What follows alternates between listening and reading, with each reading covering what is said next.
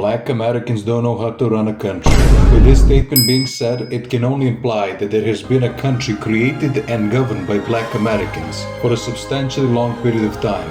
Meaning, I'm not talking about Obama, whose fragile legacy deserves a video of its own. I'm talking about the country of Liberia and how its Black American ruling class destroyed the nation. And having said that, everybody has heard of the country of Liberia, but nobody really knows how it came to be. And that is what I'll be explaining in this video. Our tale begins in the early 19th century, where the abolitionists were freeing slaves and cooking up a plan to destroy the institution of slavery. By doing this, the numbers of free slaves in the North would rise, which would anger the white American population, who viewed these blacks as strangers here to take their jobs for a much lower price. In the southern slave-owning states, roaming freedmen were disliked by the slaveholders for obvious reasons. This prompted many of the abolitionists to come up with a solution to the problem. So in 1816, the American Colonization Society would be formed to deal with this issue.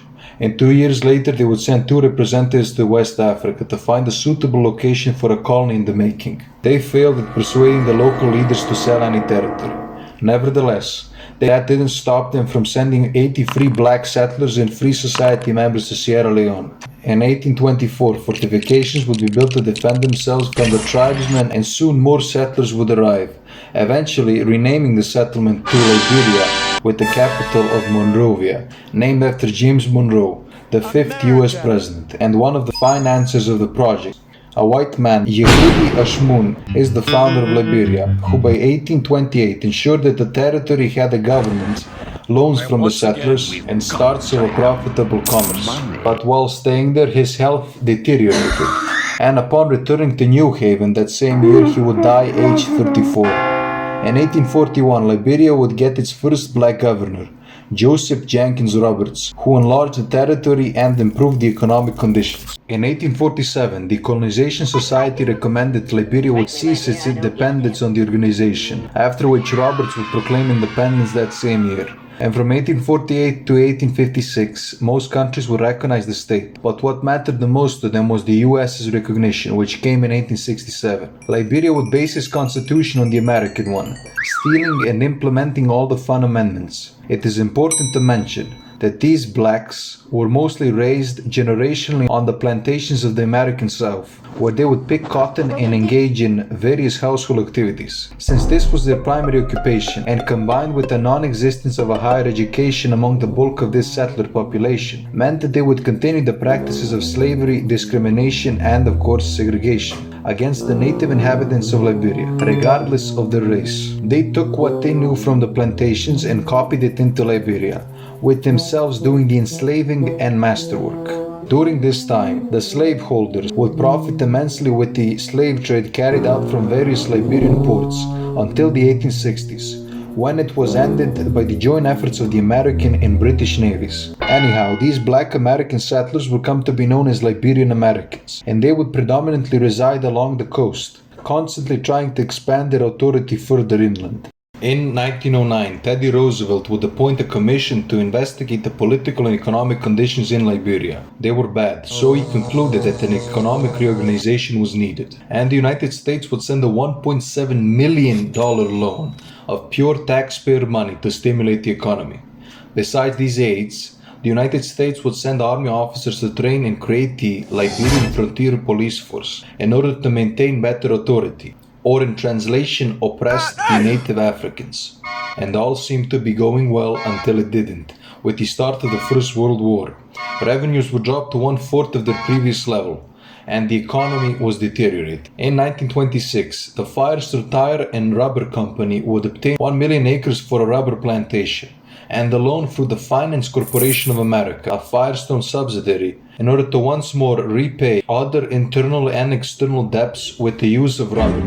And it paid off when in 1952 they would repay all of their foreign debt since 1871. Now returning to the topic of slavery, the United Nations will launch an investigation of forced slavery and slavery in Liberia regarding the shipment of native Africans to the Spanish colony of Fernando Po.